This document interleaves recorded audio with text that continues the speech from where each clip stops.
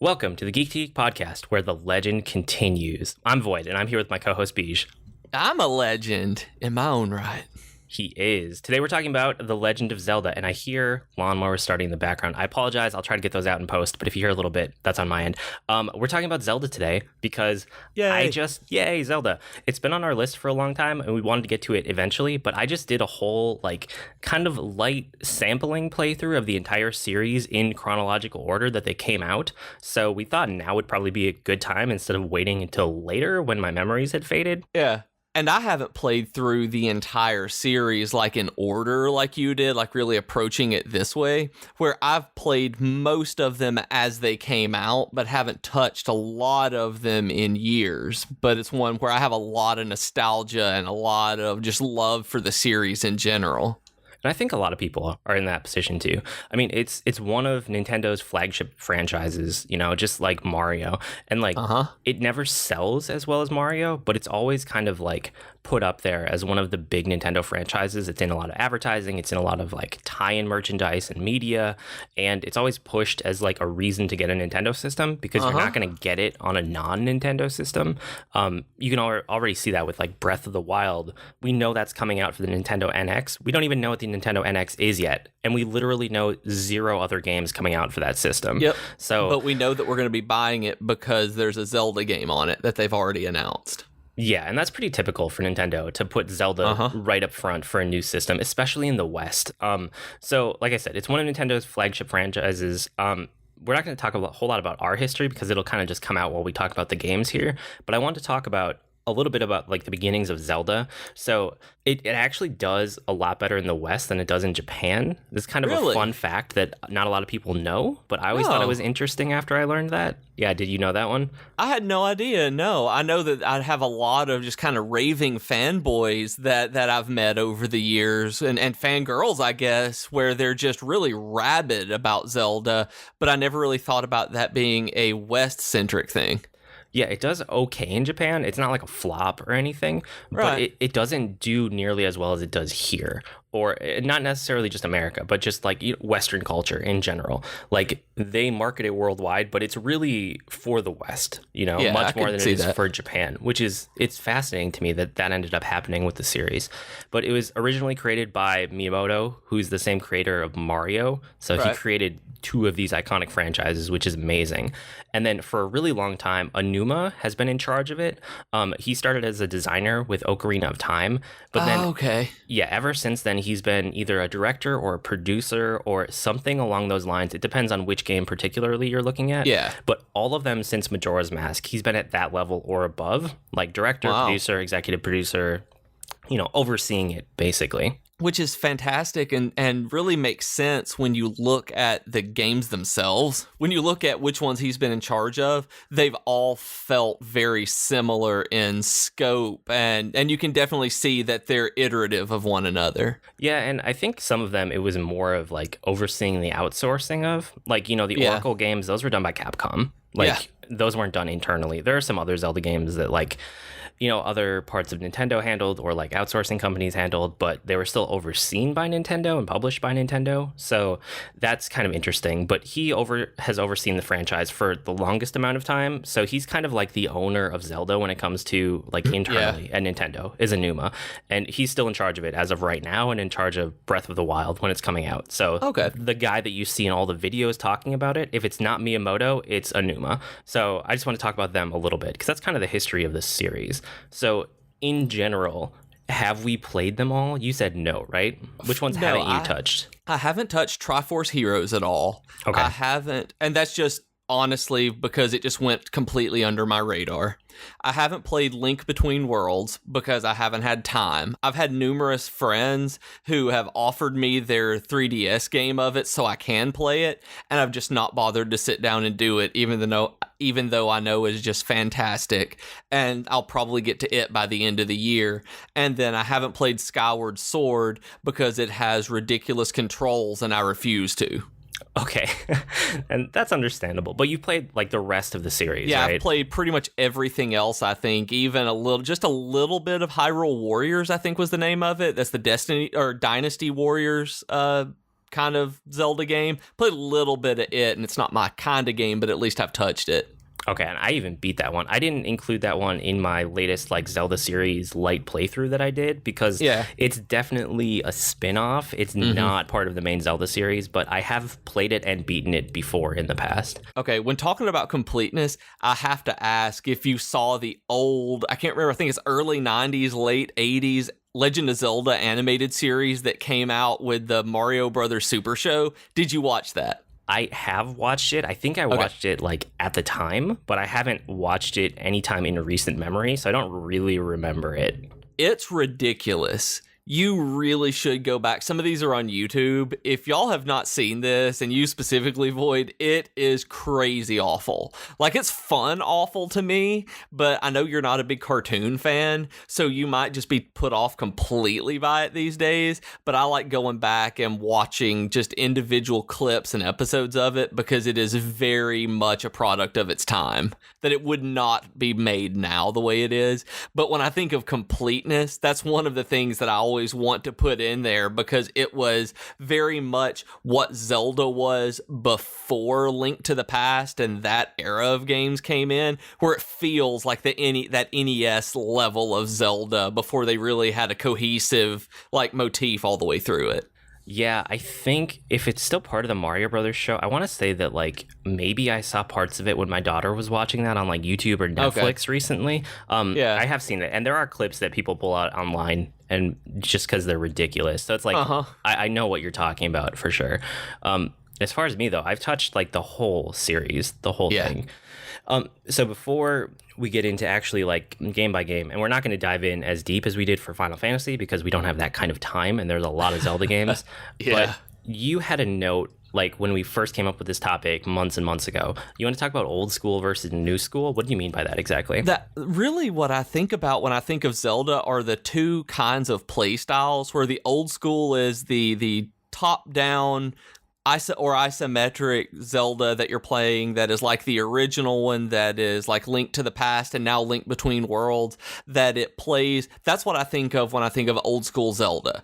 But then you have the 3D Zeldas that started really with Ocarina of Time, where they all have a very specific play style that feels very different to me, where there are really two different kinds of Zeldas, and I can see people who gravitate toward the 2D ones and then newer players may gravitate toward the 3D ones, where they just have such a different play style that sometimes if I just want to play Zelda, that doesn't mean a lot to me. I would want to go and play a specific, Link's Awakening because that was one of my favorite ones of the old school type, or I'm going to go play Wind Waker because it's like the best of the new Zeldas. That kind of breakdown is very, very prominent in my mind. And see, this was interesting for me for the playthrough because I had really positive memories of most of the Zelda games, and I had played them all like as they came out, essentially. The only one that I had really negative memories of was, well, there were a couple, but the main one was the second one because Zelda 2, Adventure of Link, is so different from the rest of the series. It's just, it shouldn't really be a Zelda game, but it is. It's just weird. And then Twilight Princess, because I've stalled out on that game like 5 or 6 times over the years, and I just hated the waggle controls. But besides that, like, I had positive feelings about all of the other ones. And going back to them, I was kind of excited to see like how I felt about Ocarina, because I hadn't played it in a couple of years, how I felt about Majora, things like that, and to see how like the 3D ones held up, the 2D ones held up. And I was actually really surprised because the 2D ones held up so much better than the 3D ones for me. Really? I got really frustrated with a lot of the design decisions in the 3D games. And I think we'll talk about those like as we walk through game by game. But things just like so much text, so much tutorials, things like fighting with the controls, because the controls just aren't tight in most of those games. Yep. They just feel very like loose and finicky, and it's just frustrating. Like, it's hard to do what you want to do despite being someone who plays games all the time, things like that. And I don't know. There's something about the 3D ones that like they are amazing in some respects, like for what they did for the genre, for what they did at the time, like for how groundbreaking they were when they came out. But going back to them, it's just different, And it's weird to me to think about the controls being so weird and so bad on some of them, because that's Nintendo's thing. Like, they very, very much focus on controls and and just a good experience all the way through. And for some of these games to be so frustrating on controls, it's really odd for me to think about. But you're absolutely right. I remember being upset when Ocarina of Time came out that there wasn't a jump button, because I was so used to 3D games with a jump button that it took a long time to get used to just running up to a platform's edge and having him hop over. Yeah, and it's not stuff like that really bugged me when I went back to it. It was more things like, and it's probably just that we've moved so much further ahead now that we expect so much more from our controls. So to go back to this was one of the earliest 3D games. When Ocarina of Time came out, there was nothing like it before that. No. The only thing similar at all was Mario 64 maybe. And that's not a similar game. The controls just weren't there. And we're used to modern 3D games where the controls just kind of work and we're used to it and it fits into our modern paradigm. So I know it's not exactly fair to hold it up to modern standards, but going back now, I can't help but do that because I still feel that frustration that it doesn't just work. And I want it to just work. I don't know. That's just kind of my general feeling after playing through all of them. But I'm not negative on the whole series. I actually like that I did the playthrough because it's given me more context, and I came out a lot more positive on some of the 2D games than I thought I would, which is great. So before we get into the games, do you have any? I know we're not going to do a whole history, but do you have a specific Zelda memory that you want to share before we dive in? When I was in college, I decided that I was going to DM a Dungeons & Dragons campaign. And my friends and I got together, and we only did a couple of sessions with this one because it turned out so badly that I learned I was not very good at putting things together, but specifically puzzles, that I wanted to do a Zelda-inspired D&D puzzle campaign where you go into dungeons, you have to move things around, you have to do switches, and it was this maze and labyrinth and fighting the monsters this way, and it doesn't work. D&D, and it might work in 4th edition where it's way more combat and tile based than the others, but in 3rd edition does not work very well, just so you know. And that's one of my worst memories about Zelda is I love that part of Zelda. I love the picking up bombs and jars and trying to break things with them and trying to translate that into a tabletop RPG. I am just not talented enough to do that. It might be different if you went back as an adult, but yeah, I can see how that would be difficult. For me, I don't have one key Zelda memory, but I do remember kind of one of those sense memories from when you're a kid that you can just remember the room and the people and the exact setup. I just remember sitting there playing the original Zelda on an NES on an old CRT TV at one of my friends' houses. I was probably 6 or 7. I remember the carpet, I remember the chairs and his mom and just everything about the room and the time. It's one of those kind of memories. So it's it's not worth it for me to describe it to you because that'd be boring. But it's it's burned into my mind type of thing. I actually feel that way about Zelda 2. As much as that game is terrible, I feel that exact same way because my friend Luke and I would sit and play it because he had it. And so we were just sitting in his bedroom doing the same thing. I can see the bed, I can see the TV, I feel sitting on that carpet and the way that it is. That's how I felt about Zelda 2, that even though I know it is a terrible game, it has that nostalgia to me of sitting and trying to force ourselves to like it. Yeah, and I can see having to force yourself to like that game. So, okay, let's get into the game. So the first game, Legend of Zelda, I mean, it set the tone for the whole series. It's very, very, open world, not a lot of direction. You go into the first cave and you get a sword, but beyond that, it's kind of just open to you, go explore. Yeah. And I still like that about it a lot. And when I went back and played this game, the only frustration that I had, it wasn't really with, the game design and layout and, levels or dungeons so much as just the controls. And I felt I was just fighting the controls a little bit because it was made for the original NES controller that didn't have a whole lot of buttons. It's definitely, 4 directions and that's about it. Mm-hmm. And I just feel combat, a lot of times you die in combat not because your intention is wrong or your fingers are wrong. It's just the controls don't quite get there in time. Does that make sense? It does. They're just a little sluggish. That they've always been just a tiny bit sluggish on the NES too. Like even when it was new, I remember I can feel playing Zelda, if that makes any sense. That you think about a game and I can feel the way the controller responded in my hand. It was one of those first ones that you want to break the controller in half or kind of throw it. Like that in Mario, and it's for completely different reasons. That when the controller is broken, I think you can actually blame dying in Legend of Zelda on, you didn't hit the button. You hit the button, but it didn't do it. Unlike in Mario, where you just did it wrong. Yeah, exactly. And I don't know. Besides that, it's a really well designed game. I'm glad that they're talking about Breath of the Wild. They're referring back to this one and how open world it is. They said that they like that, and they never have really gone all the way back to that. And they're trying to do that for the first time in the series in a long time. And I love that because that was how I played it. That I, for a very, very long time, had absolutely no idea what order to do anything in The Legend of Zelda. That I just wandered around, found stuff, and did it. That whatever time of day I decided to play it, I was just wandering doing things, which really translates into how I like open world stuff now. The sandboxy type, I'm just going to go do some stuff kind of gameplay. Yeah, so that's really cool. So then we get to Zelda 2, The Adventure of Link, and this is the one that I've never liked ever. I've never made it very far in it, despite looking at guides and trying to figure it out.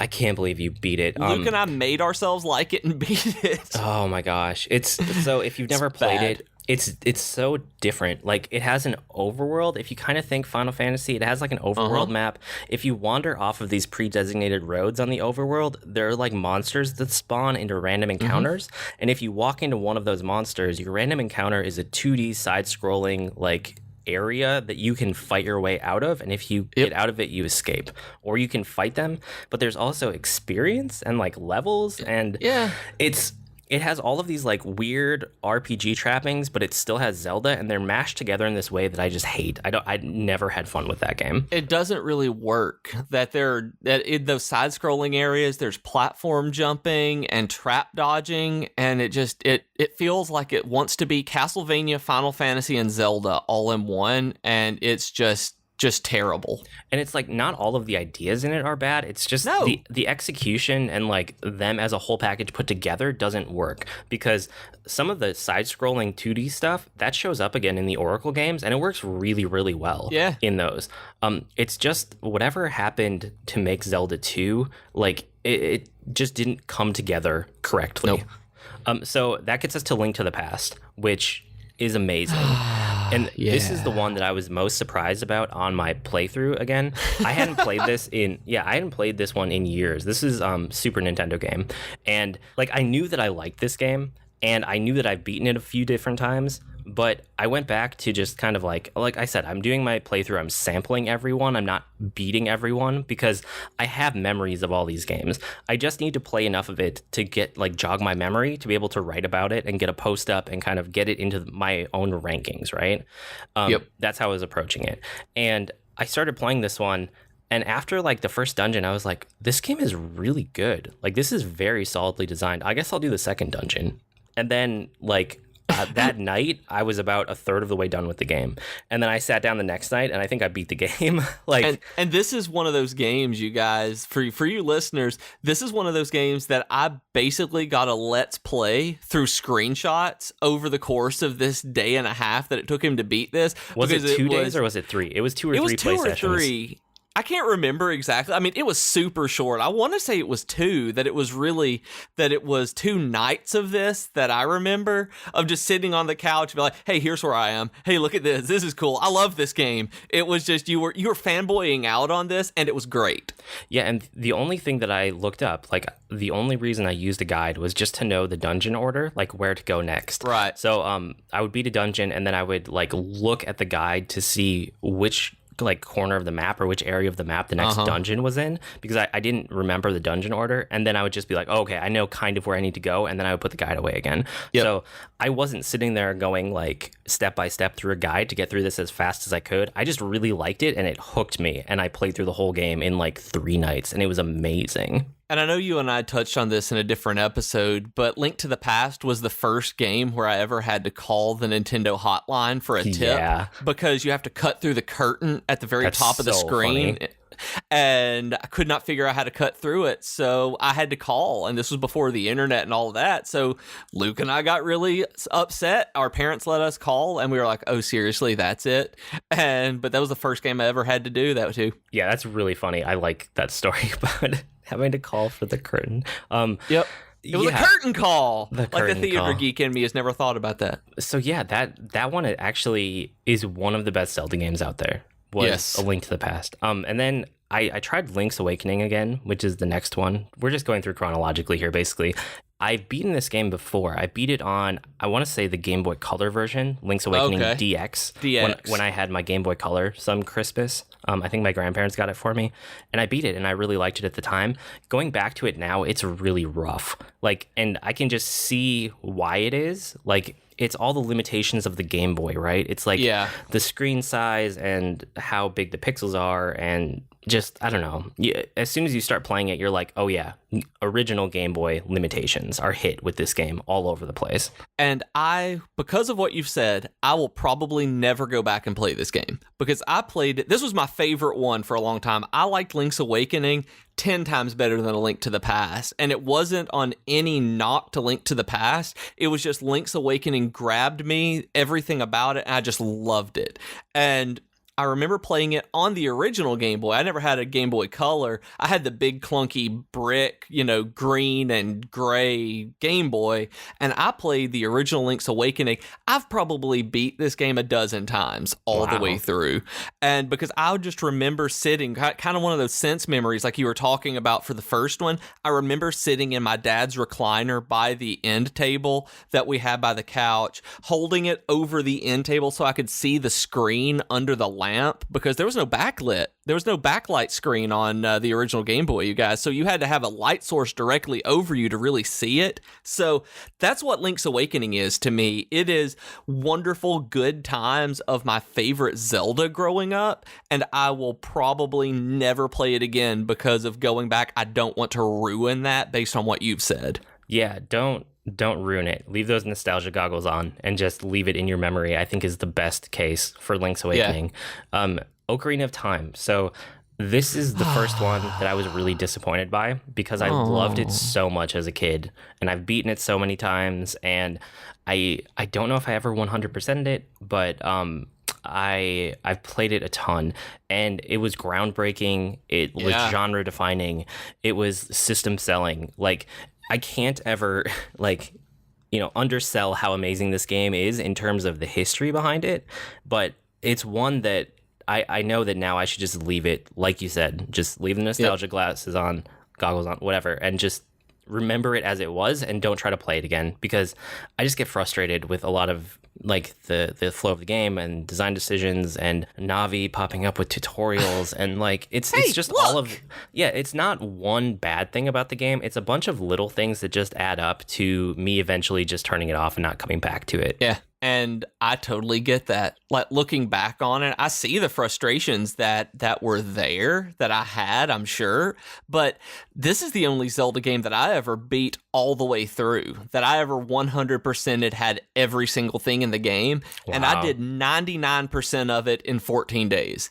That it came out, and it was absolutely awesome. I was 15 years old when this came out in 1998, and I it was awesome. It was fantastic. I got it for Christmas, and I had to go back to school on my birthday. On January 8th, I remember it is exactly 2 weeks after Christmas. So I know that I beat it in 14 days, because with 99%, because I needed, when I went back to school that semester on my birthday, I had one item that I couldn't get. There was a traveling random vendor that popped up in the overworld that you were having to run around and get a single mask from. And I never could get that vendor to appear. Anytime I was on, I couldn't get it. It just never showed up for me. And then 2 or 3 years later, I was on the phone with the girl that I was trying to date, that we were just talking and flirting like teenagers do. And I decided to put Ocarina of Time in. And I was like, I'm going to talk. I'm just going to run around the overworld on Epona. And there the vendor was. It was like, oh my goodness, oh my goodness, oh my goodness. And I remember telling her, hold on a second.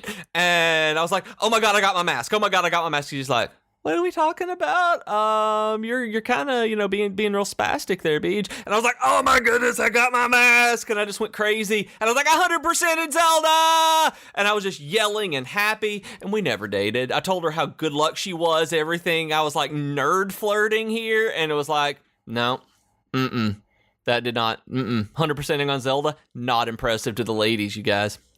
Maybe it's impressive to some ladies. It was not impressive to her. I think I've done 100% on a couple different Zeldas.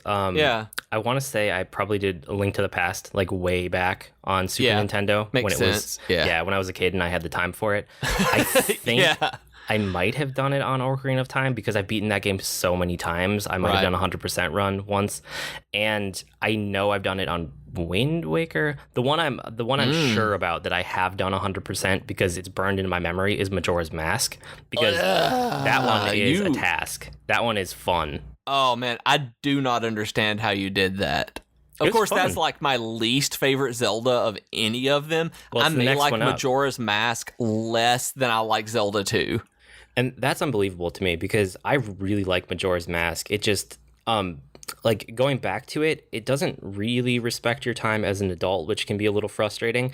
But like, I have my memories as a kid, and then I tried the remaster when I did my playthrough just now, the other week, and the remaster is really good, and it does a lot of things that are like modern conveniences for it that make the game even better. So if I had never played it before, I think it would still be really fun right now because it just has such cool like time travel mechanics, and it has that core loop of 3 days, and I think that's what I hate about really it. Cool. That's the main thing I hate about it is that time travel and time loop, that it feels just so grindy to me. I just never could get into it. I hated it then. I've tried over and over again, and I just can't. I want to like it, but I can't. Yeah, and I mean, I guess the main progression in it is trying to get one of the key items that doesn't disappear on a loop, or one of the masks, because the masks always stay with you. And if you don't get closer to doing one of those, then the only thing you really get out of a loop is information. And in the original version, is sometimes it's like hard to know what information you got, or like to see if that information got you closer to something that you need to accomplish.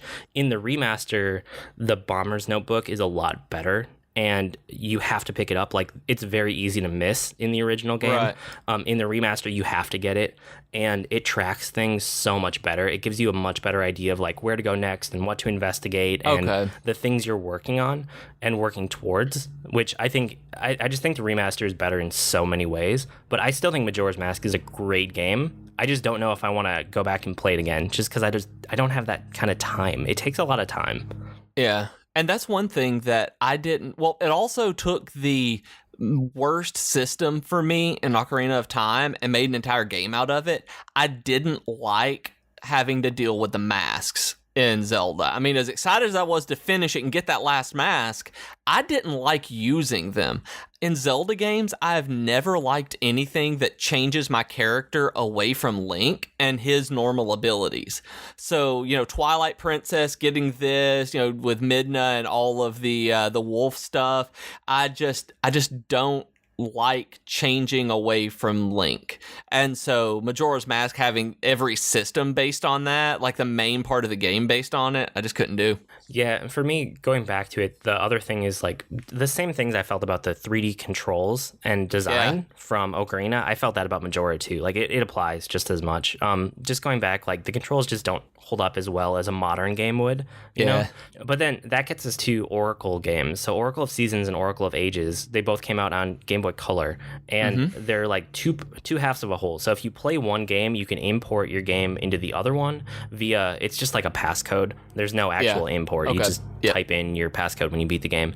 And you carry over data of, I think it's like rings, and you also carry over like the data of, I want to say whatever your companion was, and then also the fact that you beat the first game. And then if you beat the second game, you move on to like the ending of both of them together, which is stored in either one. So you can play them in either order. And these are some of my favorite 2D Zelda games. They're so good. They are amazing. Like, I can't believe how well these games hold up. And these are the ones done by Capcom. What amazes me is that so few people have played them. Yeah. that so many people missed them as they came through and haven't played them now, that I ended up grabbing them as a set years ago and playing through them. I think I grabbed them on eBay, and now they're on the Virtual Console on the 3DS and maybe the Wii U, not sure, but... Yeah, they're on the 3DS Virtual Console for sure. I replayed them like a year and a half ago, both of them back to back on 3DS, and that was really fun. They're just crazy good. Like, I don't even know how to describe how good they are. They just feel like Zelda. Like, they are what you want to play when you're playing Zelda. Yeah, I think part of it is if you glance at it and then you glance at something like Link's Awakening, they look almost the same. But if you actually sit down and start playing it, Link's Awakening, like I said, you'll immediately run into all of these limitations of the Game Boy, whereas if you sit down and you play the Oracle games, it feels like A Link to the Past, coupled with all of these things that they've learned from Majora's Mask and Ocarina of Time, but then applied to a 2D Zelda game. Mm-hmm. So it's like all of these new things that they've learned that can be in Zelda and make a good Zelda game applied back to a 2D game and then put on a handheld. So the graphics might have put people off when it came out. But they just hold up so well. I love those games so much. And those are actually pretty near the top of my rankings. And then after that came out is Wind Waker. So the Wind Waker is really the only 3D Zelda game that made it into like my top few in my rankings. I love Wind Waker. I think it's great. It feels like they finally got the controls right. And it doesn't have a ton of tutorials. It doesn't have this like long, tedious intro, which is something that a lot of the Zelda games have, especially the 3D ones. It doesn't have like layer after layer of story that you don't care about and box after box of text to read that you just want to click through because it doesn't matter and you don't care. It's a Zelda game. You're just supposed to explore. Like it cuts out all of these things and instead it just makes this open ocean to explore. And I really like that about it. And I'm playing through it right now. I ended up I can't find my GameCube copy of this. And so I know I have it somewhere. So I ended up downloading an emulator and an HD mod for it to play it on my computer. And it is just as good as I remember it. That the only reason I'm emulating it is because I can't find my copy of it. And it's lost in my storage room somewhere. But it's so good. And it's just fun. And I remember when this game was coming out initially, everybody was angry about it. They changed the graphic style from Ocarina of Time and Majora's Mask into the cel-shaded, cartoony look that now everybody loves. But at the time, it was such a controversy that everyone was just nerd raging all over everything about it. Yeah, I always liked Toon Link, but I think the problem was... before this game came out, they had a demo at, I'm going to mess up. It was like Space something. They were showing off the power of the GameCube, and they showed off a realistic looking Zelda versus like Ganondorf charging at each other. And people were like, oh my gosh, that's what the next Zelda game is going to be. And then years later, when this game came out and they revealed it, everyone's like, what is this? Why? Like, this is not what you showed us years ago when you said this is what's going to be on GameCube. You know, it was just a disappointment from like what people expected. Yeah, and now looking back, I'm so glad they did this. That the game, I think, holds up a little bit better because it's cartoony, because of the stylized graphics, that going back to it, you don't... Like looking at Ocarina of Time and Majora's Mask, they're definitely the 3D models of the time that is as wonderful as they were. But with Wind Waker, they look, especially with the HD remake that they did, looks like it could have been made yesterday. Yeah, so I really like Wind Waker. It made it into my top 5. And I actually played the HD remaster when it came out in 2013. And then when I did my playthrough this last couple of weeks, that's the one that I went back to. And I replayed the first like third of, and then I loaded up my save file from 2013 and I beat the end of it again. And I really like a couple of the things they did in the remaster with just like the Wii U gamepad that makes sense for inventory management and things like that. And having your map on the Wii U gamepad so you don't have to constantly open your map when you're in the overworld. Yeah, that would be awesome. Yeah, when you're sailing around. And then they also have something called... I want to say it's this quick sail. It's some kind of special sail that you can go and get. Oh, yeah. And you can get it fairly early in the game. and it basically makes it so your sailing speed it's either 2 or 3 times as fast as normal, and the wind is always at your back. So you never have to get out your like Wind Waker and actually summon the wind to point you in the right direction to go faster. You're always just going top speed.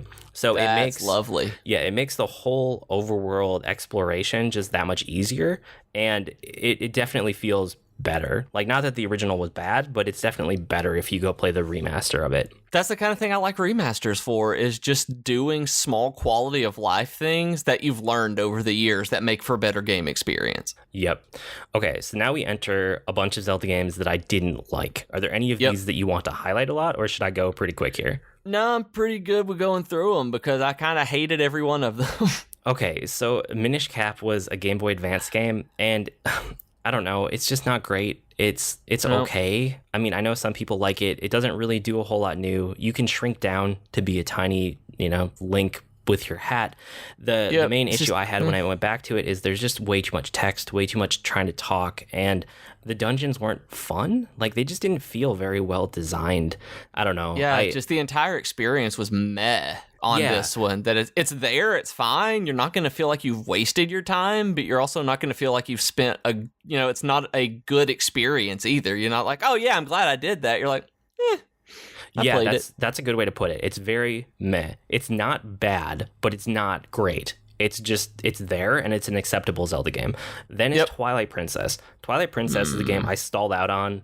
I'm pretty sure it's 6 times now. I tried to count it up the other day, and the first few times were because of the waggle controls, the motion controls in this game on the Wii, and I just hate the gimmicky motion controls. And then the last time was last week when I played the HD remaster, and it was just because of the pacing of the game. Like, the intro of the game is like 2.5 hours. Like, I played for 2 hours and I hadn't done anything even remotely Zelda-y yet. I was just running around this town talking to person after person, doing these stupid little fetch quests that were getting me like nothing, and I just hated it. And I was like, if this is the pacing of the game, it's not respecting me, so I'm done with it. And I've tried over and over like you. I want to like Twilight Princess. I've heard too many wonderful things about Twilight Princess, and I always stall out. And a lot of it is for pacing. A lot of it is that first dungeon is terrible. The monkey dungeon. I mean, as much as I love saying the words monkey dungeon, it's a terrible idea. It's a terrible place, and it should not have been in the game. Or at least it should have been later when you were ready to power through the game. Instead, it's just like, yeah, I'm done. I want to like it, and I can't. And the motion controls. The waggle controls are just, Yeah, there's one part that I stalled out on multiple times, the first 3 or 4 times I tried to play it, and I want to say it's after the second dungeon, which is, I think, the fire dungeon. Okay, There's an open world segment where you have to go, and it's like whatever the darkness is that's spread around, so it turns you into a wolf, and you have to be a wolf until you collect all of these, I want to say they're pearls. And it's just like, it's this huge collection quest that's a pain, and they're really hard to find. And I stalled out in the exact same spot between the second and third dungeon where you're looking for those, whatever the things are, like 4 times. And I'm done with Twilight Princess. I'm never going back to it again after this last time. Like, I gave it a shot plenty of times. I'm done with that one. After that is Phantom Hourglass and Spirit Tracks, which we can lump together because neither of them are good to go back to now. I liked Phantom Hourglass a lot at the time when I played it. Because you didn't like it at the time? I didn't like it or Spirit Tracks at the time. And again, games I wanted to like and just couldn't. Just the mechanics were off. They felt like gimmick Zelda games as opposed to real Zelda games. Yeah, and at the time, I think I was just so excited for touch controls in things because I was excited for the DS, and I beat all of Phantom Hourglass. So apparently I thought there was something there that was worthwhile. But going back like last week or 2 weeks ago, whenever it was that I was playing these games, the touch controls just don't hold up at all. They are horrible. They feel like such a gimmick, and they feel like such a pain now. I mean, we're used to touch controls on responsive mobile devices these days. To go back to what you have to deal with on like a DS with the, the stylus and the just the pressure Nintendo, controls. Yeah. Ugh. Instead of capacitive, you have a resistive touchscreen, stuff like that. They're just not fun to control. Like, the basics of moving around aren't fun, or attacking. So that alone just breaks this game going back to them. And then Skyward Sword, it's the same reason that I stalled out on Twilight Princess a bunch of times. It's the motion controls. Like, I can't do those waggle motion controls. This is one you haven't tried, right? I haven't tried it. I have watched people try it. I have seen videos of it, and there are two things that have kept me from really investing in Skyward Sword. The first is obviously the controls, because even though it's Nintendo, they're not responsive. They still have a problem with one-to-one motion, and I know that's something that you've talked a lot about with the Vive getting right, that the Wii just can't do. And they tried as close as they could, and it's just not good. And then the intro on this one, who cares about this story? I want to see something. Like, even watching Let's Plays, I want to say that some of the Let's Plays that I've watched of Skyward Sword, that there are probably 4 or 5 episodes of, like, whichever ones I've picked before you get to actually, like, doing something other than running around a village and talking with people. It's just, ugh. It's not a Zelda game that I want any part of. Yes, I second everything you just said. Those are the exact reasons that I bounced off this game. And I didn't play it until this last week. That was like the first time that I really got into it. I'd never tried it before that because I was so put off by the idea of the motion controls. And it tries to do one-to-one, like which direction you're holding the Wii Remote Plus is like which direction Link is holding the sword, and all that does is it just makes me hold up my hand in different directions more often, and it doesn't make me feel more immersed. It makes me feel more annoyed. Like, it just it doesn't work, especially like you said, after having a Vive and being somewhere where it's all one-to-one with your hands and it just works and you never have to think about it and you feel completely immersed. Going back to something like this feels even more gimmicky than it did at the time.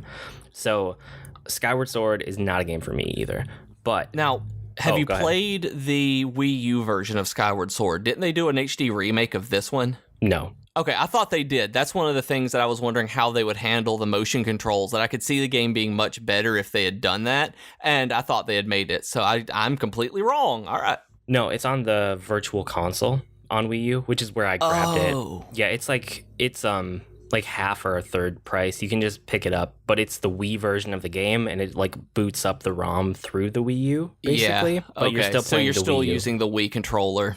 Yeah, exactly. It's the Wii Remote Plus, so it has like more motion sensing capabilities, but it's still that same controller. But it does bring us to Link Between Worlds, which is one you haven't played, and it is literally my favorite Zelda game.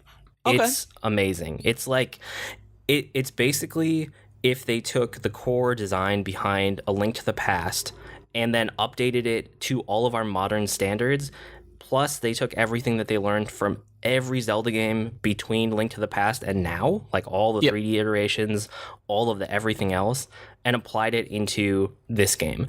So it's definitely like paying tribute to Link to the Past because it has the same general overworld and the same general layout and some of the same kind of like bosses and thinking behind it, but it's its own game in like every other respect. And I love this game. It's so fun. And I can't believe you haven't played it yet.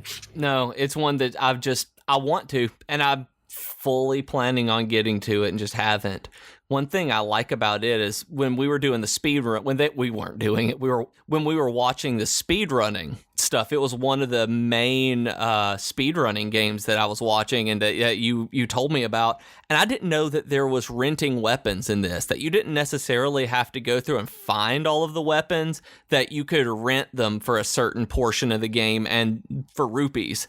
And that's a really cool feature. Yeah, it's a non-linear Zelda game. Like the first couple dungeons you unlock and you have to like get those to get to the main like 7 dungeon portion of the game. Right. But once you get to that, you just go to like the weapon shop and you can pay more rupees to buy a weapon straight up and then you always have it, or you can pay not a whole lot and you can rent whatever item you want.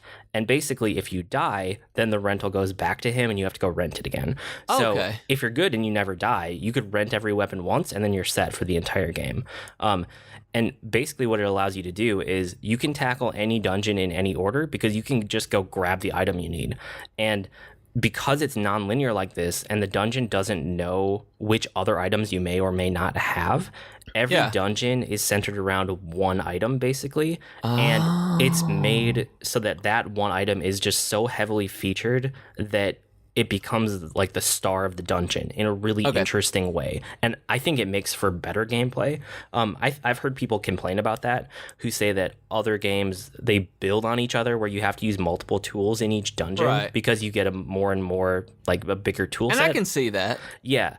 I like this way better because it feels like every item gets its chance to shine in that particular dungeon because the whole thing is built with that one in mind. And I don't know. There's something about just getting into the zone with the puzzles for that one item as you're tackling that dungeon that I just find super engaging. And like every time I walked into a dungeon, like I was just locked in until I beat it. And I didn't think about anything else, you know, like I didn't open my phone to check Twitter. I didn't feel like I wanted to check a guide or like break away and take a break for something else, which is rare for me. You know, usually I'm gaming and I'm doing a bunch of other stuff at the same time. Yep. And I was really like locked into a dungeon. And I think it's because they're designed this way. They're so focused on one thing that it makes for a good dungeon. And you also, with this, you don't have to deal with one of the big issues that I tend to have with a lot of RPGs, and especially action RPGs, that there are a couple of items or there are a couple of spells that just aren't fun. There are some of them that are always just kind of lackluster that I don't enjoy using, where with it being focused around one, yes, there's going to be a portion of the game that may not be the best part of it, but then you don't have to deal with it again, where if one of your base abilities is terrible, you can just really, once you're through with it, you're through with it. And I like that idea. Yeah, and then it has a bunch of modern conveniences too. I'm not going to remember them all off the top of my head, but things like once you get just a little tiny bit into the game, there's a witch that comes by and it's like, I'm here to help you out. Anytime you find one of these save points, you basically unlock it as a transport point, and you have a little bell icon on your screen that you can hit, and she'll pick you up from anywhere in the overworld and transport you to any of those save points. So it makes traversing the whole overworld super fast, which is really nice. Things like that are just nice to have, you know? Yeah, absolutely. Fast travel is always a good thing to have. Fast travel is good to have for sure. And then, yeah, I don't know. I really like A Link Between Worlds, and I feel like a lot of people talked about it right when it came out, and then it kind of fell off of everybody's radar. And then when I see people talking about the best Zelda games ever, people tend to revert to just Ocarina of Time because Ocarina of Time. And maybe it's just that we haven't had enough time. It's only been 3 years, so nobody would hold this one up as a classic. But I really think that this one is going to stand the test of time. Like, I love Link Between Worlds. I think it's fantastic. It does bring us to Triforce Heroes, which you haven't played, right? I don't really know anything about Triforce Heroes. All I know is that it has an online component, and it's kind of like, in my mind, everything I've read and seen is kind of like Four Swords Deluxe is the way I think about it. It's not a bad way to think about it. Triforce Heroes takes the Link Between Worlds engine and makes it into a 3-player online multiplayer Zelda game, basically. Right. Okay. The thing is, you have to play you can play single player, and you get these little like dummies that you can move around and you can jump between. So you can inhabit any of them at any time, but you can only control one at a time. So there's a single player campaign, but if you play it, which I have, that's not the way the game is designed. Like, it's there, but it's not really all that fun. It's just kind of like, yeah, I guess we have to have a single player just in case. The real way to play is online with 3 players. And the thing is, I've had amazing runs of this game and I've had horrible runs of this game because I haven't ever gotten to get online with 2 other friends or in the same room. It supports local co-op. Cool. Yeah, in the same room with 2 other friends playing this game, I bet it would be amazing. But I bet. Online with 2 other random people, like, it's such a mixed bag. Like, sometimes you get people who just get the puzzles, you know, and you guys all work together and it goes great and you just fly through it and you do level after level and it's fantastic. Other times you get someone who just stands there and you're like, what are you doing? Other times you have someone who's running around and they just don't get it, and there's a bunch of like emotes that you can do on the Okay, bottom that's what I was screen. about to ask. Can you communicate? You can somewhat. There are a bunch of emotes you can do for like key things in the game. So you can say like, come over here, or pick me up, or throw this, or use an item. So you can try to stand somewhere and emote the thing and hope that they understand.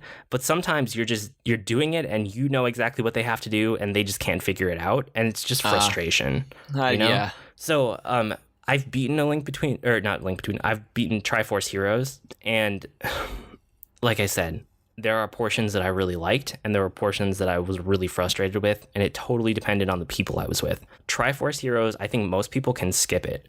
If you are in the rare circumstance where you could sit down in a room with 2 other friends that have 3DSs or 2DSs and play locally, I bet this would be an amazing game. So I would recommend it for people in that very limited circumstance. Yeah, I could totally see how getting a group of friends together would almost be like a board game night. Yeah, something like that. Because I used to love getting people together for World of Warcraft dungeons. They would bring over their laptops. I had a laptop and a desktop, and we would do 5-man dungeons in my house, in basically my computer room while we were in college, and it was fantastic. Like, it's way better doing that than actually being on voice chat, but most people never have that capability, so it was just super fun, so I could totally see how Triforce Heroes would be great. Cool. I think that kind of brings us to the end of the Zelda games. I have my whole rankings here, and I think we'll drop them in the show notes. But if you want in-depth what I thought about every single game, those are going to start going up one by one on my blog, I think at the end of next week, depending on when you listen to this. And you'll see those like every individual game, thought by thought. But I did want to talk about my top 5, basically. And this is a no nostalgia ranking. This is a current, you just played every one of these looking at the ranking them best to worst, right? Yeah, so keep in mind, this isn't what I think are like the most important Zelda games. These aren't the ones that I think are the most historically significant. These are, I spent 3 weeks playing or sampling every Zelda game in order, and these are the top ones that I would want to replay right now in this moment. So A Link Between Worlds is at the top. That is my favorite Zelda game. Next up is A Link to the Past, because I was blown away by just how amazing it was and how much it holds up. Then Wind Waker is the only 3D Zelda that's way up here on the list. Wind Waker is still amazing, even after all these years. I especially recommend that HD remaster. And then the other 2 in my top 5 are the 2 Oracle games. So Oracle of Seasons and Oracle of Ages. They're both really good, and really they constitute 2 parts of a whole. I put Seasons a little bit above Ages just because I like the combat in it, and Seasons is a little bit more combat heavy, Ages is a little bit more puzzle heavy, but that's just me. I mean, the other way around is just fine too. Yep. And, I'm amazed that you ranked those separately, that given how close they are and how much of a pair they are, that I'm amazed that you actually ranked them as separate games as opposed to looking at them like you were just talking about, that it's a preference on which one is, maybe better or worse, that because they seem like a package. Yeah, and they are, but I mean, they are separate games too. And, I picked top 5 here because if I were just like sitting here looking at my whole games collection, well, it's mostly digital, but scrolling through my, digital games collection and just trying to pick a random game to play out of my collection, I was trying to think which of these Zelda games might I actually stop on and just play randomly some night. And most of them I wouldn't. Like, most of them I just wouldn't want to go back and play again unless I had a reason, like this whole playthrough. So the other ones on, out of the 16 on my list, like, I don't think I need to replay those, maybe ever. But these top 5, I really, really like these. And I would play these. I will play these again at some point. I like these games a lot. That's high praise from you. So for any listeners who are new to listening and haven't gone through our backlog, Void does not replay games very often or rewatch movies or rewatch a TV show. That when he's done, he's done. So to say throughout these Zelda games that he's played them multiple times is it's pretty much just the highest praise that he can give a piece of media. Yeah, so I really like those a lot. So you've done everything. You've played all of these top 16 mainline Zelda games, and at some point in your life, and sampled them now at least, what is one takeaway, your overall thought on the Zelda series as a whole? I want to know, because you said the top 5 you would replay, but that leaves 11 games that maybe you'll never touch again. What do you think about Zelda at this point? Are you still this hardcore Zelda fan where it's just like, oh yeah, Triforce? Or is it like, Zelda?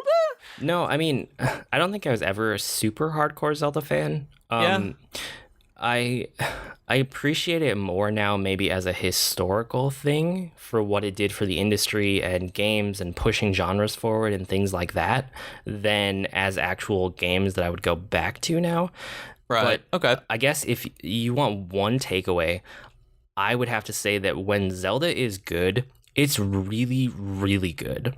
Like, the best games in this series hold up against any other game in any other genre. Like, they are amazing. So I don't want to diminish that by the fact that I was let down by some of the other ones in the series. Because, like, you can hold up, like A Link to the Past. Like, that's a game from 1991. You can hold that up against modern day games, and it beats a ton of them in terms of just game design and entertainment and, like, value and so many things, So I guess my one takeaway is when a Zelda game is good, it's just phenomenal. But when it's bad, it really is just kind of like, let's not do this anymore. Yeah, I mean, I think now I know, and now I can just kind of leave the nostalgia glasses, the nostalgia goggles on for the rest of the series and just look back on how I felt about those games the first time I played them when they came out, in their original context. And I don't need to like replay them, and I'm fine with that. And I like games as artifacts. I mean, sometimes you don't have to go back. That I know playing Duck Hunt right now would probably not be fun, but it will never change how much fun I had when I was 3 years old shooting those ducks. Right, and there's nothing wrong with that either. Nope. Like, I don't know. I'm fine with it. I'm glad I did this playthrough because it gave me a lot more context on how I feel about Zelda. Yeah. Overall, which is what I wanted. That's why I did it. Before we jump off of Zelda, I wanted to just kind of hit things that we like and things we don't like in Zelda games. So I wrote this list really quick after I did the playthrough, and you told me that you basically agreed with everything. Yeah, because as I was looking over our notes, I was, going through, adding my stuff in like we always do. And I got to, your bullet points about things we like and things we don't like. And the stuff that I was about to type in, you did. Like, you already had there. So you and I pretty much line up exactly on what is great about Zelda and what they need to shy away from in the future for our personal preferences for a game to, rank highly. Yeah, and you know what? Looking at this list, it also ties into our last bullet point, which is going to be, are we excited for Breath of the Wild? And I think everything we've seen for Breath of the Wild is actually, it fits like all of our criteria here. So I'm just going to run them down quick. Things that we don't like in our Zelda games. Long, tedious intros. And the 3D Zelda games are much, much more guilty of this than any of the 2D ones. But some of the 2D ones have this also, so they're not exempt. But the long, tedious intros... I just get so tired of it. Yeah, and I also have lots of talking, lots of text, lots of tutorials. This is usually front-loaded into the intro, so these are kind of two parts of the same thought.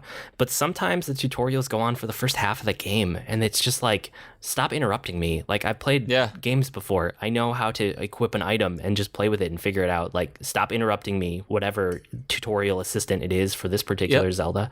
Hey, look, it's a bomb! And I'm like, yeah, I know. I get it. Thanks, fairy thing.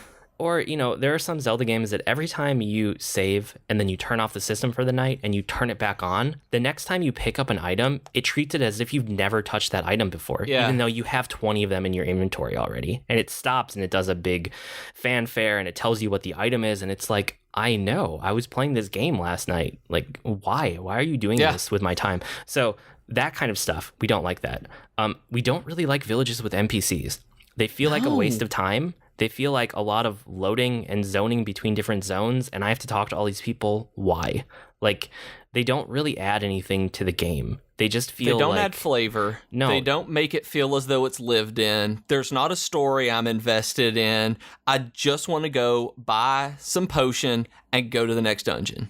Yeah, it feels like a busy work, or it feels like at its best, it feels like, I guess I can get an item here that I need, And then we don't really like the story in most Zelda games. Like, all I need is the premise. You know, you don't need a whole lot else in a Zelda game. The early ones are better in this case. Like, you know, go power up and then go save the princess. Like, it's a little sexist at this point. Like, I don't care. It could be gender reversed. You know, go power up and save the prince. Zelda can, you know, Link could be a girl. I don't care. But, like, give me 2 sentences of premise and then let me go into the open world. I do not need 2.5 hours of, like, preamble about a story that I'm not going to care about because it doesn't actually matter. And I don't care about Hyrule, no matter how much they try to make it as though there's a cohesive history to it. It doesn't make sense. I don't care. I think it's pretty. I like the world that they've built. It's great. But in terms of having this Game of Thrones style epic backstory and this hyper diegetical narrative, no. Like, I don't care. I just want it to be pretty and kill moblins. And you had save system, right? And I don't like the save system. One thing that I really, really like in a game is quick save and quick load kind of. When I save a game and it says save in a menu, I want to be able to come back exactly from where I stopped. I don't like it having to go back to the last building I exited. I don't like having to start back and get back to where I'm going. And a lot of the Zelda games say that they're saving it, but what they're doing is saving your items and saving your heart containers and then making you go back somehow and retread, and that's always irritated me. Yeah, and I can see that too, for sure. To be a little more positive, things that we do like in our Zelda games. We love them. When they have solid, responsive controls that are non-gimmicky, you know, when we're not doing touch controls, when we're not doing motion controls, there are some Zelda games with really, really solid control schemes. Those are awesome. And that ties into when they have fun combat. So when the controls don't suck, combat can be really fun in a Zelda game. And when they do this, when they have this kind of control and combat, they are some of the best games in the genre that have ever existed because you feel it. And like I said, I can feel Zelda 1's controls, and I don't necessarily know as though those sluggish controls are a bad thing when I go back and remember it, because they stood out so much that it feels like Zelda, that I don't know another way to put it. That when they're good, I remember how Link to the Past controls, and I can feel it. It's that sense memory in my hand that I know exactly how to pick up that game and go play it. Yep, and that's awesome. So when the controls don't suck, that's fantastic. Like, good fun combat with the solid responsive controls. We like puzzles, but to some extent, like, sometimes they get overly complicated to the point where there's frustration and no clear way forward. I'm thinking of, like, my initial experiences with the water temple in the first time I played Ocarina of Time, but there are many other examples of it throughout the series where they just take it like 1 or 2 steps too far into too complicated, and it turns from an interesting, like, brain teaser into, like, do I need to break out the pen and paper and, like, actually map this out, and, like, oh, this is frustrating, I'm just gonna look up a guide, like, where they don't telegraph what you need to do necessarily, that there's no leading up to that level of complication. It's just, hey, you know, here's a roadblock, you know, take some time doing this, and it's like, oh, I've not been prepared for this. Awesome. So we like well-designed puzzles, we like exploration and the open world. So I think this ties into all of the overworlds that are done well, and all of the ones that just have, like, hidden things everywhere, you know, things to explore, things to discover. And that's the last thing, is things to discover, you know, an open world where, like, you can find all these nooks and crannies that have things you can pick up, but you don't have to. Like, you don't have to do it to beat the game. But if you're wandering around and there's a wall to blow up, and then inside is a heart container, or, like, a piece of a heart container, that's cool, you know? It is. Like, and I always feel good about that. Right. It's like, oh, cool, I got this. That made me happy. Or even if, you know, you just, like, it's some kind of hookshot puzzle, and then you end up at a secret chest, and you open it up, and it's like 100 rupees. It's still like, hey, I found a thing. It's still something, yeah. Yeah, so I like finding things to discover.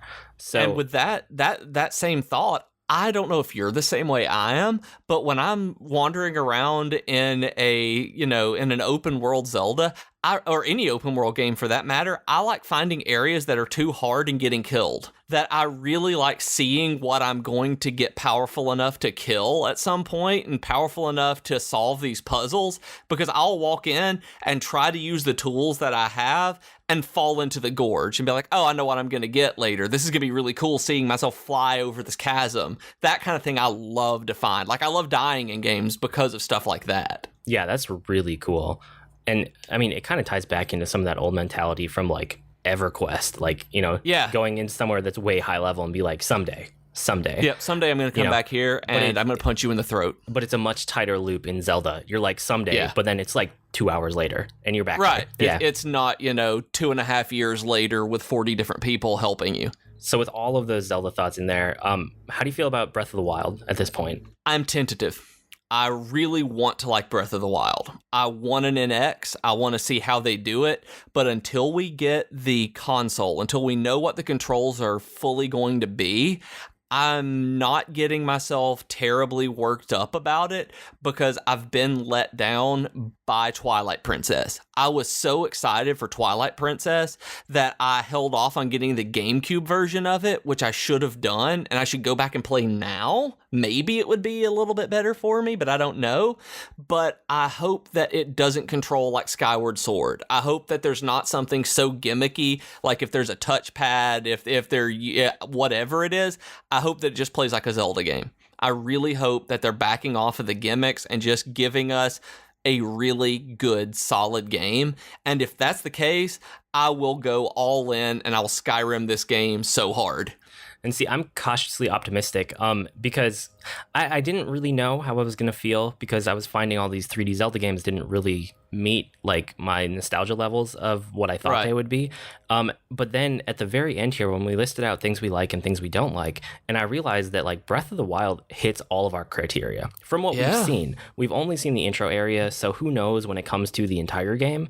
But from what we've seen in that intro area, like the game has like 3 minutes of intro and then it puts you into an open world and then all of the other things that we like are there. So that makes me really excited for it. The other thing is when people were playing the Wii U version at E3, they were saying that there were no Wii U unique features. It used the gamepad not at all. And it probably means that it's going to be a traditional control scheme, which makes me also happy. Like you said, we won't know until we know what the NX is and how it works with the NX, but I'm cautiously optimistic and I'm kind of letting myself be excited. I'm not fanboying, like I'm not crazy excited, but I am excited for it. So I want to see more about it. That's kind of where I'm at. And since there is going to be a Wii U version, and if I don't end up getting an NX, it'll be very easy to pick up a cheap Wii U somewhere and play it with no gimmick controls there. Like I said, like I should have done with the GameCube version of Twilight Princess. Yes, that's true too. Yeah, Wii U's will fall way in price once the NX is out, I'm sure. Yeah. Cool. With that, we have our geeky offer of the week, just like last week. Gamefly. You guys have heard me talk about Gamefly for like a month and a half now. So we still have the offer set up. If you go to gameflyoffer.com/geek, you can get, it's basically like a free month trial of the base level plan. Otherwise, you can get like upgraded plans for discounted rates. And if you guys don't know exactly what Gamefly is, it's kind of like that old Netflix DVD plan where they would mail you a DVD, except it's games. So they mail you the game disc, you play it, and then you send it back. And as soon as you send it back, they send you another one. And I really like a couple of the features about it. Like you can, as soon as it like gets scanned in have I told you about Fast Return, Bish? Yeah, you have. Where as soon as it gets scanned at the post office, they send out your next one. Yeah, it gets scanned in at your post office, and then like it lets the facility know that it's on the way, and they just send you the next one. So it doesn't actually have to wait for it to get back there, which is cool. And then like you can keep games too. There's just a keep it button, and they'll just like mail you the case basically, and you keep the game that you already have at home. So yes, if you want to support the podcast, if you want to check that out, or if you just want a free trial of Gamefly, check that out at gameflyoffer.com/geek. With that, we'll get to our weekly geekery, which is where we share what we've been geeking out about this week. What do you have this week? So looking back at nostalgia and the Zelda games, I think it's absolutely perfect. I mentioned earlier that I was doing the emulator for Wind Waker, and so I downloaded the Dolphin emulator, and I'm huge on emulation. Like I grew up playing Japanese games that weren't released in North America on emulators, and the Dolphin emulator for PC, which is a Wii and GameCube emulator, is actually very stable right now. It is very fun. It is. I'm using my Xbox controller to control Wind Waker. It's great. So if you guys are emulator fans, you can pretty much, I believe it even lets you just put your game into, if you have the disc, you can just put it in the CD drive and play it there. So it's really cool. But I got into this because there's a fan-made Mario 64, not remake, but addition with like 130 extra stars and all new abilities and things like that taken from the later Mario games, but using the Mario 64 engine. It's called Super Mario 64 Last Impact, and I don't know if Nintendo's taking it down offline because they are crazy about this like they did with Pokemon Uranium, but it's really well made. That this feels like Mario 64. The guy who made this knew Mario so well and cared so much that he understood Mario game design and he understood level design, and it's really fun. It feels like booting up a direct sequel to Mario 64 on my computer, and I love playing this. Like it is great, and it shows me that Mario 64 actually is this awesome game that I remember, geeking out about when I was a teenager, that it still holds up, and I still get this just goofy smile on my face that I looked at Jennifer and I was like, I'm so happy playing this. And she's like, I can tell that you love this so much. That Mario 64 Last Impact, if it is still online, you guys should go download it and install the Power 64. It is called Project 64 1.6, so that you can play Mario 64 Last Impact while it's available.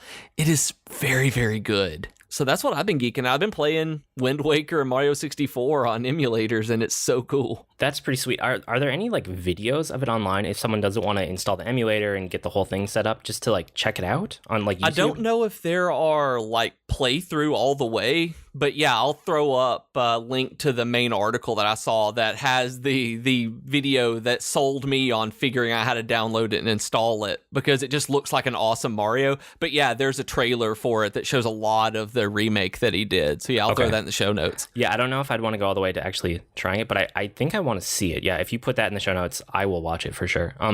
For me, this week I finished Zelda, which obviously we talked about. I did some more GameFly games. I got a bunch of RPGs back to back, and like none of them grabbed me. So I was talking about that on Twitter. I did a post up about it on my blog. Like it takes a lot for an RPG to really hook me these days, and a lot of them feel so samey. They feel very tropey. They're slow to get started. Like I know it's part of the genre, but like nothing's really hooking me, and I'm kind of just biding my time until Final Fantasy 15.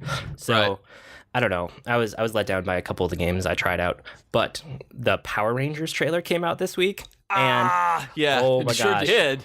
I was blown away by this trailer. Like I expected nothing. I thought it would look totally dumb, and I saw the trailer and I was like, well, I have to see that movie now. Yep, absolutely. I was the exact same way. I wasn't sure how I felt about them redoing it, and then I saw the trailer and I was like, yep, I'm paying for that. Yeah, I'm like, okay, well, you got my money for a ticket. I'm seeing that at least once. Like, I have to, because Power Rangers were such a huge part of my childhood.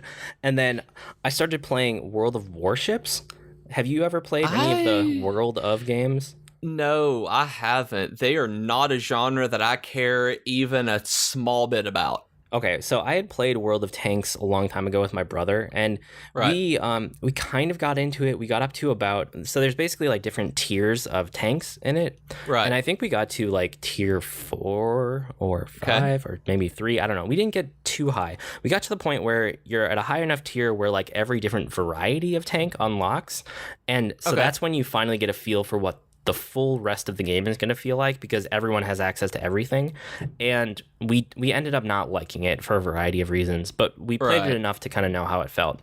And then at PAX last year, when we went to PAX, we tried out World of Warships, which I don't think was out at the time. It was still in beta or maybe alpha even, but they had it on the show floor, and we went to it because they had a really cool pin that you got, like one of one of the Penny Arcade pins, if you just went through and you did a demo once. So we were like, whatever, we'll go play it. And we were like, that was actually pretty good. Maybe we'll play that when it comes out. And it totally fell off our radar. And so last week, my brother just started playing it because he saw that it's been live for a while, I guess. Oh. And so he invited me back. Like, you can invite people back into the ecosystem, invite a friend type of thing. Yeah. You know, because all of the accounts are linked, like World of Warships, World of Tanks, World of whatever the last one is, Warplanes, I want to say. Warplanes, I think. Yeah. So he invited me back, and we both got bonuses for me joining back up. So we were on voice chat playing together last night, was the first night I did it, and we played for like 5 hours, and it was amazing. Holy cow. It's really, really good. It's like, I mean, how do I describe it? Why is it so good? It's tactics and it's strategy and it's a little bit of skill, but it's not at all twitch reflexes. Okay. And that's key for me these days. Like, I love Overwatch, but I'm never going to be like a pro Overwatch player, right? Yeah. Like, I just don't have twitch reflexes. I don't have the time for that. And World of Warships, like, you're this giant warship, right? You can only move so fast. Your guns can only track so fast. So it becomes about positioning and it becomes about coordination. And it's not all about aiming. And even if it were about aiming, you can only, like, you can move your mouse as fast as you want and put it where you want it to be. But you have to wait for your guns to kind of, like, get over to there. And then you can fire because the guns take time to rotate. So it's a tactical game. It's a strategic game. And it's fast-paced enough that, like, we felt like we wanted to do game after game after game. Because the max time limit on a game is 20 minutes. But most of the games we were in took less than 10 minutes. And then we would immediately jump into another one. Okay. Yeah, they're really, really quick. And we always were like, yeah, let's play another. Why not? And then 5 hours went by. And I don't know. Something about it was strangely compelling. And we're not quite at the level where, like, all of the tiers have unlocked. So we'll see what that feels like. You know, we need to get a couple more tiers of ships. But, I mean, there's also, like, there are progression mechanics because it's totally free to play. Right? Oh, yeah. You can spend money, but you don't have to. And I've always heard that even spending money in those, it's not going to get you a lot of stuff from it. That it's not cosmetic, but you can just play for free. Yeah, it's not pay to win at all. I mean, basically, if you want the top tier ships, what you have to do is you have to, like, work your way through your current ship, upgrade it all the way, and then if you work your way down its upgrade tree, you can, like, pick 2 ships from it. You can either do the next one of the same type, or you can, like, veer off the tech tree to one side or another and like get a different type of ship of the next level. Do you know what I mean? Does that kind of make sense? So what you want to do is you want to work through the tech tree and then get the next one. And if you pay money for a ship, you can get what they call a premium ship, which gives you, like, bonus experience and stuff. What that does is it's totally removed from the tech tree. So it's not going to ever, like, give people a jump start. It just gives them a ship that's kind of, like, off to the side that like, it gave me one of them just for doing that invite a friend, get someone back into the game thing. And I used it once and I was like, well, what's the point? I thought the fun of this game is to, like, upgrade my ship and then get the next ship, you know? Like, and so just starting out at the top actually removed, you know, you're not an end game player. So that kind of just took away from you. Well, from your experience. It doesn't even start you at the top. Like, I don't think you can buy top tier ships. You can buy, like, good tier ships, but you can't just buy your way to endgame. Okay. Yeah, we were playing that a bunch last night. We were trying out different combinations of, like, cruisers and destroyers and battleships, and, you know, you have different nationalities, just like we did in World of Tanks. So you have, you know, American ships handle differently than the Russians, handle differently than the Japanese, and then whatever the last one is, I want to say German, maybe? Probably, yeah. And it's just really cool. So we were experimenting with different combos of nationality and how the ship controls and different styles of ships and mixing and matching between the two of us and seeing what would work together with coordination. It was surprisingly fun. And like I said, it was compelling enough that I played for 5 hours without thinking about it. That is dangerous for me. So I may check it out, but I'll have to keep a very close eye on myself. I can invite you and you can get some free stuff. Do it! I will do that actually right after we finish wrapping up here. I actually think that's it. I think that's it for the week. You can write to us with comments, suggestions, or feedback. Our email address is geek2geekcast@gmail.com, or reach us on Twitter @geek2geekcast. We also have longer discussion threads on our subreddit, at reddit.com/r/geek-to-geekcast. And if you want email updates about our network's podcasts or just to see what's going on with our shows, you can go to geek2geekcast.com and tell us which shows you want updates about. I blog almost daily at agreenmushroom.com, and you can find me at grnmushroom. That's green mushroom without the E's on Twitter. And I'm on Twitter as @ProfessorBeej, and I host the Geek Fitness Health Hacks podcast, which is back. So make sure you check your feeds, and it lives at geekfitness.net. And the episode you came back with is really good. You guys should check that out if you haven't. We've been Void and Beej with your Geek to Geek podcast. That'll do it for this week. See you next week, geeks. I can't remember the Zelda theme music I was going to do. Oh, man, I messed it up. Bye.